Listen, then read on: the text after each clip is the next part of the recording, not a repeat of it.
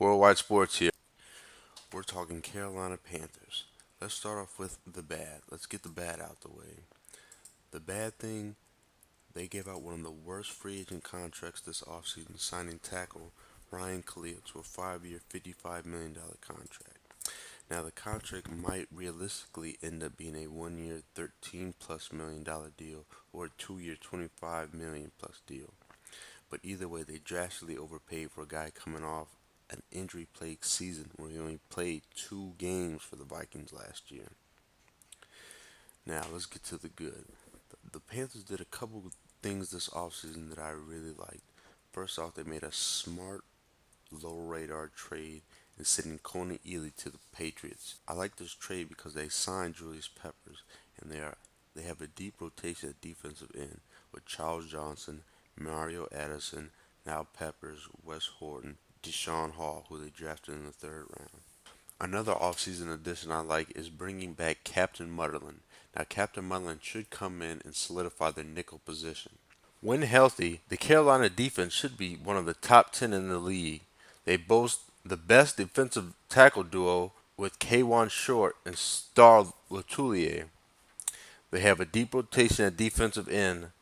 They best the most talented linebacker core, in my opinion, with star Pro Bowler Luke Kuechly along with Thomas Davis, then with Shaquille Thompson.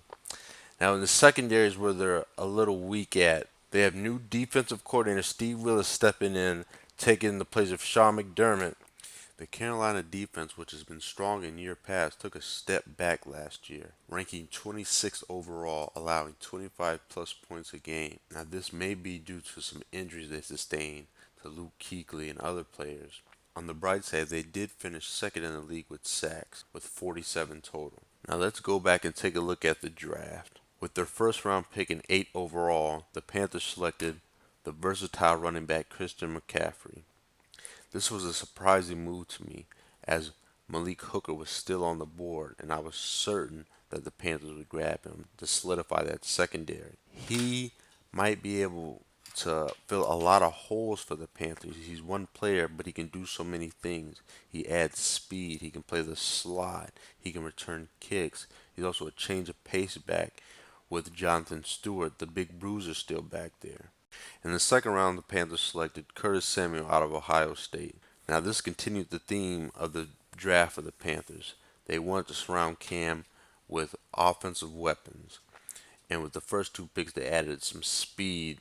Samuel ran a 4.31 in the combine. And with the loss of Philly Brown and Ted Jr., the first 2 picks should be able to step in and provide an instant spark for the Panthers. With their second round pick, the Panthers selected Taylor Morton out of Western Michigan, offensive tackle. In the third round, they drafted Deshaun Hall, defensive end out of Texas A&M. Now, Hall should be a pass rusher specialist his first couple years as he gets used to the pro game, but I like the pick, adding to that deep rotation. In the fifth round, they selected Corn Elder, defensive back out of Miami. In the sixth round, they drafted fullback Alex Amron and looks to fill the position left after Pro Bowl Mike Tolbert left for Buffalo. In the seventh round, they drafted place kicker Harrison Butler out of Georgia Tech. On offense, the Panthers have some playmakers. They have Calvin Benjamin at receiver with Greg Olsen, Curtis Samuel along with Christian McCaffrey. They returned Jonathan Stewart. They look like they have the pieces to support Cam Newton. The offensive line looks improved. They substitute Matt Khalil for Orr.